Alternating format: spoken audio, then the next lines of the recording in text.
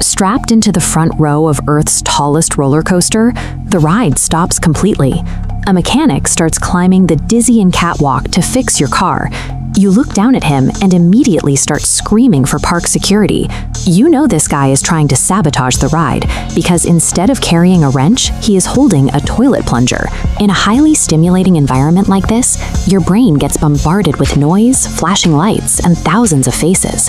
This triggers cognitive overload, a state that severely impairs your baseline situational awareness. Lateral thinking provides a method to bypass this sensory flood, using a three-part taxonomy of deception to filter the chaos for hidden threats.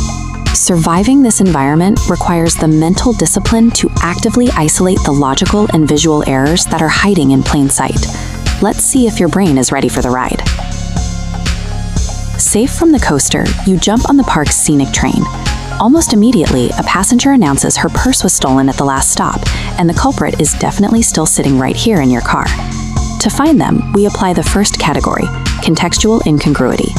This means locating an item that aggressively clashes with its environment. Your brain wants to process everything. To spot a deceiver, you must suppress all normal information so the single oddity stands out.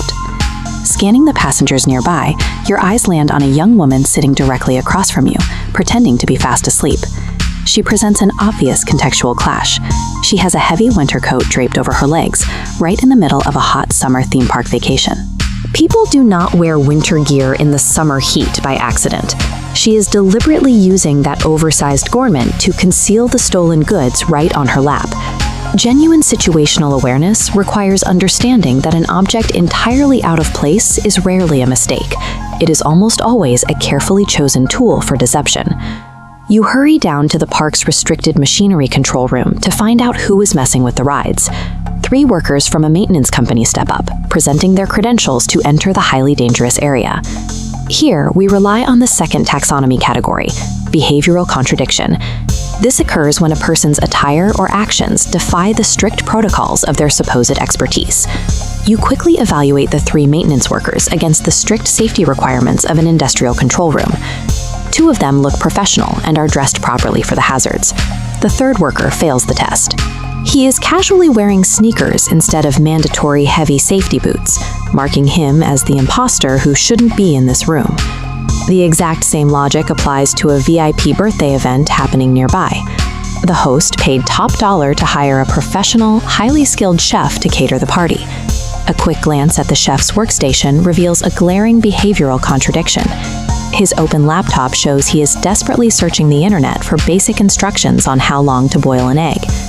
An imposter can forge an ID badge or talk a good game to get the job, but they inevitably give themselves away because they lack the foundational muscle memory to perform the most basic tasks of their role. Leaving the party, you pass a tanning and face painting studio near the water rides.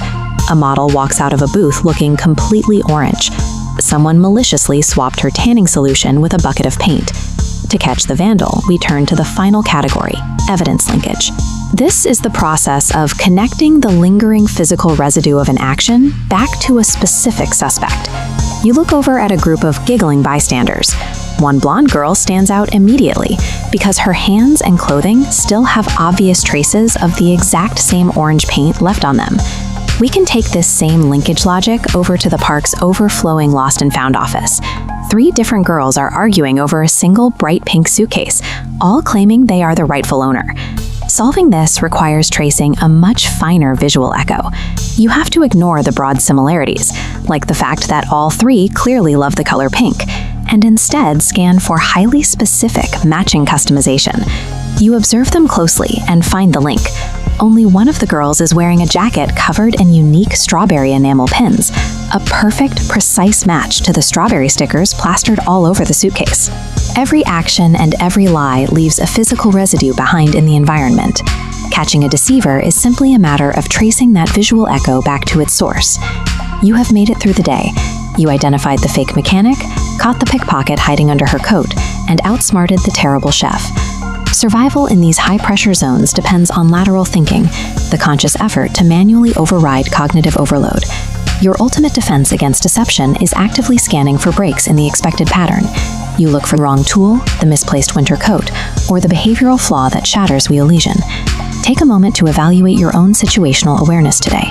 How many of the park anomalies did you manage to spot before we revealed the answers? Hit that subscribe button right now to keep training your observation skills. Drop a like on the video and leave a comment telling us which puzzle was the most challenging for you to solve. Danger is always hiding in plain sight, right there in the crowd. But a disciplined, analytical mind will always see right through it. I will see you next time for another wild adventure.